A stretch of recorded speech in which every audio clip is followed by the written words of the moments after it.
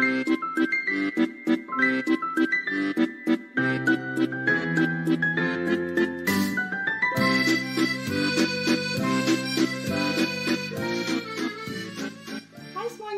datang kembali di channel Mami Chloe dan Abang Yesa dengan aku Marisha Huta-Soit. Hari ini kita semuanya lengkap. Ada Papi Chloe, ada Kakak Chloe, ada Bang Yesa dan juga Mami. Hari ini seperti yang sudah kalian lihat di judul, kita mau share apa hal-hal yang kita suka dan yang kita tidak suka selama kita tinggal di Prancis. Kalau ngelihat suasana di belakang, ini pintu rumah yang warna biru. Ini kita bukan di rumah lagi karena ini udah last week kita di Prancis. Last day, to be precise. Jadi kayaknya kurang afdol kalau kita nggak share pengalaman kita selama kita tinggal di Prancis. Poin yang pertama, kita akan memulai dengan hal yang disuka atau yang tidak disuka dulu? Yang disuka dulu lah. Oke. Siapa yang mulai? Kita akan mulai dengan hal yang kita suka selama kita tinggal di Prancis. Yang pertama kita kan tinggalnya di Pau. Nah di sini itu pemandangan alamnya sangat indah dan lengkap. Pantainya cantik, gunungnya cantik, terus hutannya juga cantik. Dan dekat dengan negara tetangganya yaitu Spanyol. Kita tinggal nyetir 1 jam sudah sampai di Spanyol, jadi bisa ganti suasana. Tapi secara umum di Prancis itu alamnya sangat cantik dan sangat lengkap, dan kita bisa ngerasain di setiap musim itu pemandangannya indah ya, tergantung musimnya. Jadi itu tadi ada pantai yang bagus-bagus, banyak gunung yang bagus-bagus, dan juga hutannya pun bagus-bagus. Jadi secara alam tuh sangat indah. Berhubungan dengan poin yang pertama tadi, karena kita punya gunung, punya pantai, punya hutan yang cantik, jadi banyak sekali aktivitas-aktivitas baru yang pertama kali kita coba selama kita tinggal di Prancis. Salah satunya kita semua belajar ski di pegunungan Pyrenees. Surfing Chloe. juga, kakak Chloe, terus rafting berdua, karena banyak sungai di sini, jadi menyenangkan banget. Kita belajar banyak hal baru selama kita tinggal di Prancis. Dan hiking juga. Hiking karena juga. ada guru. Randonnée ya, betul. Oke, semuanya yang di Prancis ini, semua guru-gurunya, especially French school, semuanya mereka ajarinnya harus sopan sekali. Prancis itu budayanya masih budaya sopan santunnya sedikit mirip dengan Indonesia ya. Di sini masih panggil madame, monsieur, terus panggil mademoiselle. Juga ada perbedaan antara vous dan tu. Ya jadi mirip seperti bapak, ibu. Jadi kalau manggil nama bapak siapa, ibu siapa, di sini juga gitu. Monsieur siapa atau madame siapa, atau mademoiselle, nona siapa. Terus kalau panggil orang juga ada levelnya, bisa kamu-kamuan atau anda-andaan, itu tergantung situasinya dan Tergantung situasinya ya. Tapi yang tergantung pasti keakrabannya. sopan ya. Kita senang Ya, di situ. budaya sopan santunnya mirip dengan kita lah. Iya. Yang Chloe suka adalah karena makanannya enak sekali di sini. Ada cheese yang enak, rasanya kayak daging, enak sekali. Terus ada croissant, ada chocolatin, ada baguette, banyak sekali yang kita bisa pergi ke toko dan beli aja. Tapi kalau di situ di Indonesia atau di mana-mana harus pergi ke restoran yang bagus. Kita mungkin nggak tahu, pasti ketemu di mana-mana. Oh, maksudnya kakak Chloe, kalau di Indonesia mungkin kita harus ke restoran yang fancy untuk bisa menemukan makanan yang enak banget gitu. Kalau di sini kita restoran model brasserie pun makanannya rasanya udah enak banget. Oh iya, salah satu fun fact, Prancis itu termasuk salah satu negara dengan penghasil cheese paling besar di dunia karena variasi cheese-nya itu bisa ratusan. Jadi kita mau ke supermarket dari yang paling kecil sampai yang besar, kita bisa ngeliat banyak sekali jenis-jenis cheese yang mulai dari yang wangi sampai yang baunya kita kurang senang, itu semuanya ada di sana. Oh jempol. Terus apalagi ya, tadi makanan, bener banget soal makanan. Pastry-nya semua enak banget. Kita nggak perlu datang ke patisserie atau boulangerie yang terkenal sekali atau yang pergi ke mall-mall. Rasanya yang di pinggiran jalan, yang di supermarket pun rasanya sudah enak banget. Terus poin selanjutnya, Abang Yesa mau apa? Abang, yang menurut Abang yang menyenangkan tinggal di Prancis itu apa? Menurut Abang lebih easier di kalau dapat teman. Lebih easy karena lebih banyak teman yang suka Abang. Oke, ya good. Jadi di Prancis itu situasinya membuat kita wajib mengerti basic bahasa Prancis ya. Waktu kita tinggal di Denmark, banyak banget, hampir semua orang yang kita temui semuanya pasti bisa berbahasa Inggris. Jadi situasinya nggak terlalu mendorong kita untuk belajar bahasa Danish. Tapi kalau di Prancis kita wajib. Bahkan anak-anak kan sekolahnya di sekolah international school, tapi 3 kali dalam 1 minggu mereka belajar bahasa Prancis. Jadi kalau anak-anak main di playground umum cukup gampang buat mereka berkomunikasi, setidaknya mengerti basic biasanya. Iya. Jadi makanya mungkin Abang Yesa bilang lebih gampang dapat teman gitu. Dan satu lagi, walaupun bahasa Perancisnya kita logatnya nggak benar, mereka masih bisa mengerti. Jadi itu enaknya juga sih belajar bahasa Perancis. Walaupun mereka grammarnya juga ribet, pronunciation-nya juga bisa jadi ribet, tapi kalau kita nggak sempurna, mereka mengerti. Mereka masih mengerti. Gitu. Satu lagi juga semuanya di Prancis ini mereka setiap kali ada orang yang datang ke rumah mami, mereka semuanya respect foodnya mami sekali, mereka suka sekali. Gitu ya? Iya benar juga. Kayak 80% mereka semuanya suka. Oh iya, kalau makanan Indonesia memang enak banget juga. Rata-rata itu. Biasanya mereka suka juga. Itu keunikan ini ya. Salah satu poin positif kalau kita berpindah-pindah, kita bisa share makanannya, share culture-nya, dan itu menarik sekali. Terus salah satu hal yang buat mami senang sekali tinggal di Prancis adalah cuacanya. Jadi kalau negara-negara dengan 4 musim, dan tokonya. Toko di sini bisa dibilang 4 musimnya bener-bener 4 musim. Kita bisa ngerasain winter yang dingin, dan tapi nggak terlalu dingin, paling cuma ada beberapa hari yang sangat amat dingin seperti di Denmark. Terus kita bisa ngerasain autumn, bisa ngerasain spring, bisa ngerasain summer. Cuma di sini summernya sedikit lebih panjang ya sayangnya. Summernya ya. Mungkin karena arahnya lebih ke selatan. Jadi summernya sedikit lebih panjang.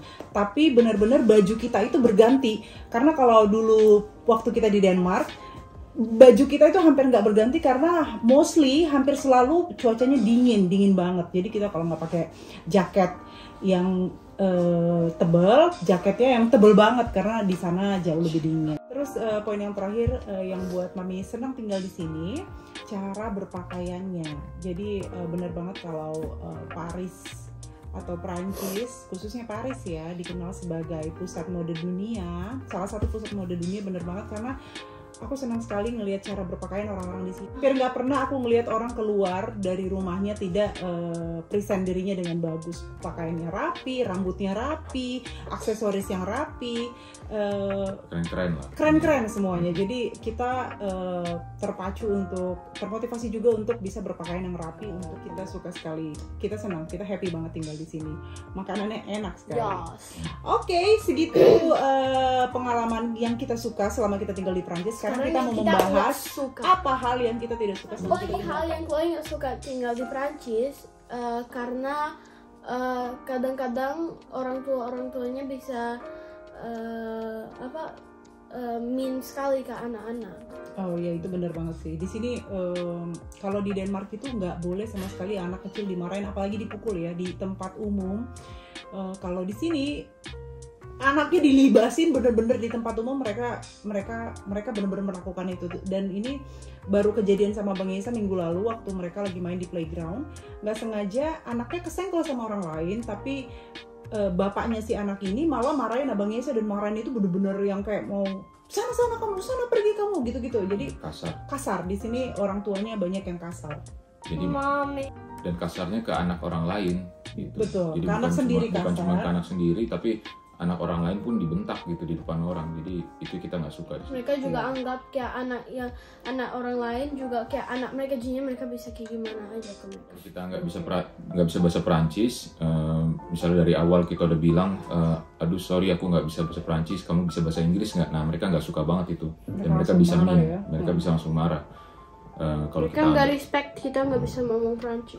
Kalau kita nggak berusaha bahasa Perancis, karena kan mereka juga ya bangga sekali ya dengan bahasanya. Gitu. Jadi perlakuan itu sangat sering kita terima di tahun pertama ya, waktu kita belum belajar bahasa Perancis sama sekali. Jadi kita nggak bisa memulai perkataan awal dengan bahasa Perancis. Mereka oh lala gitu, suka banget mereka c'est pas possible. Jadinya kita pakainya Google Translate. Makanya Google Translate itu useful sekali.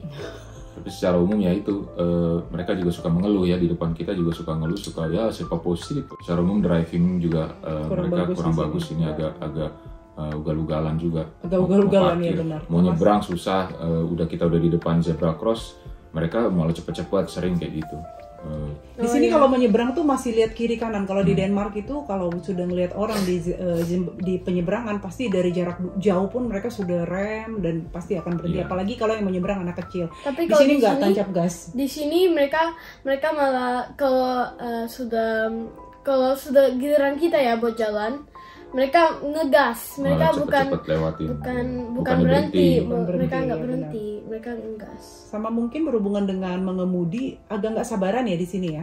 Misalnya lampu hijaunya baru aja 1-2 detik langsung titit langsung diklakson. Itu ya mirip sama di kita juga sebenarnya. Mirip kayak di Indonesia. Ugal-ugalannya agak betul. Ada miripnya lah. Hubungan dengan poin yang tadi Papi sampaikan, bahasa Prancis. Banyak di sini jadinya informasi yang kita dapatnya nggak detail karena kita nggak bisa bahasa Perancis sedetail itu ya. Contohnya hal rumah sakit. Kalau untuk ke dokter general atau ke dokter umum, kita ke dokter yang bisa berbahasa Inggris, tapi banyak banget spesialis-spesialis yang kita benar-benar menggunakan Google Translate karena kita nggak paham. Bahkan misalnya kita lagi booking dokter, di situ tertulis dokternya bisa bahasa Inggris. Kalau kita memulai pembicaraan dengan est-ce que c'est possible vous parler anglais, pasti no, pasti langsung begitu. Jadi banyak tulisnya bisa bahasa Inggris. Jadi mereka kayak nggak ngerti ya, gengsi banget kayaknya berbahasa Inggris. Mungkin ngerti tapi jadinya kita banyak sekali kekurangan, banyak hal-hal important, hal-hal detail yang kita nggak bisa dapat di sini. Mereka itu suka ngaret. Ya. Suka ngaret atau kalau enggak mereka kasih estimasinya terlalu panjang. Oke, saya akan datang besok atau besok antara jam 8 sampai jam 8 pagi sampai 5 sore. Itu kan terlalu jauh jaraknya. Kita gimana kita mau dedikasiin waktu sepanjang itu cuma buat nungguin dia di rumah. Betul. Udah gitu kalaupun kita coba ingetin mereka nanti akan nggak suka gitu, mereka tersinggung, mereka marah kan. Apalagi kita nggak profesional, kamu perlu ingetin, padahal seringnya mereka tuh memang perlu banget untuk diingetin. Buat mereka itu terlambat 5 menit, 10 menit, 15 menit tuh kayak nggak perlu disolin, nggak perlu minta maaf karena hal yang normal di sini. Oke, ini sekarang poin yang Mami kurang suka tinggal di Prancis ini berhubungan dengan makanan, khususnya daging ya, steak. Jadi kalau kita ke restoran ada 4 macam masakan, ada 4 tahapan masakan yang ada di sini. Yang pertama bleu, terus apoang, bien cuit, bleu saignant. Oh, bleu itu mentah. Saignant itu masih bloody, masih berdarah. Apoang itu ya hampir on point lah ya, hampir matang, tapi bukan medium rare yang seperti kita lihat restoran di Indonesia. Dan yang terakhir ada bien cuit. Aku pribadi sangat suka pesan makanan yang bien cuit ya, karena maunya matang kan. Mereka sangat marah kalau kita, sangat upset banget kalau kita pesan makanan daging yang bien cuit, pasti langsung kayak ya waitersnya gitu. Waitersnya itu benci banget gitu, c'est pas possible. Jadi nanti dia biasanya akan tanya, oke, kamu pesen steak, tingkat kematangannya mau apa gitu. Nah kalau dibilang bien cuit atau mateng, dia biasanya nggak suka, langsung lala, c'est possible gitu. Dan kalau kita tetap bersikeras mau pesannya yang bien cuit, itu keluarnya pasti sendal, gosong, nggak bisa ketelan sama sekali. Jadi itu hal yang membuat aku kurang suka. Kalau Papi sih udah survive ya, karena pasti pesannya selalu apoang dan udah. Kalau aku sih udah bisa enjoy. Justru itu enaknya di Prancis karena dagingnya bisa dipesan yang nggak sampai matang banget. Itu ternyata enak. Ya sebenarnya memang nggak akan sakit makan seperti itu. Cuman ini bener-bener mindset yang agak susah sekali untuk dirubah. Satu hal yang ini salah satu hal yang bisa dibilang aku juga nggak tahu ya, kurang suka. Ini positif atau negatif aku kurang ngerti, tapi orang Prancis ketika mereka tidak suka, mereka benar-benar ngatainnya langsung di depan muka kita. Jadi kalau kita kan sukanya ngatain di belakang, nah kalau mereka itu enggak, kalau nggak suka langsung ke depan muka kita. Jadi dibilang direct, mereka juga nggak terlalu direct, tapi ketika itu berhubungan dengan hal yang mereka nggak suka, mereka langsung ngomong di depan muka kita, dan itu kadang-kadang seringnya nyakitin. Oke, hal terakhir yang paling kita nggak suka tinggal di Prancis adalah 1, 2, 3 banyak pup anjing di mana-mana. Jadi kalau kalian udah nonton film Emily in Paris yang dia begitu keluar apartemennya langsung nginjak pup anjing, itu bener banget. Kejadian banget. Di mana-mana, di pedestrian, di shopping streetnya, semua jalan pasti banyak sekali kotoran anjing. Salah satu contohnya begitu kita buka halaman rumah kita, depan garasi tuh ada pup anjing, tuh konyol. Pernah ada pup anjing, tapi jangan berharap bisa jalan dengan tenang di daerah pedestrian tanpa kita nginjek kotoran anjing. Jadi itu menurut kita benci banget ya, karena banyak yang punya anjing tapi mereka nggak responsibel untuk mengambil kotorannya. Benci. Itu kita sudah ada plastik di mana-mana tapi mereka nggak ambil. Kita sering, iya benar. Modelnya tuh kalau anjingnya lagi di depan kita mereka ambil, tapi kalau anjingnya pup persis di depan kita mereka ambil, tapi kalau enggak kita pura-pura nggak lihat, mereka juga pura-pura nggak lihat. Ya baru tadi malam kita lihat di depan hotel ini ada mbak-mbak bawa anjing, terus anjingnya tiba-tiba posisi pup, terus udah aja pup aja gitu, terus ya udah kayak pura-pura cengang-celinguk terus pergi aja gitu ya. Dan harusnya kan ambil plastik terus dipungut dibuang. Itu dia yang kita semuanya suka dan tidak suka tentang Prancis. Terima kasih semuanya sudah nonton video ini di Mami Chloe. Jangan lupa buat like dan subscribe dan nonton video kita yang lain ya. Bye.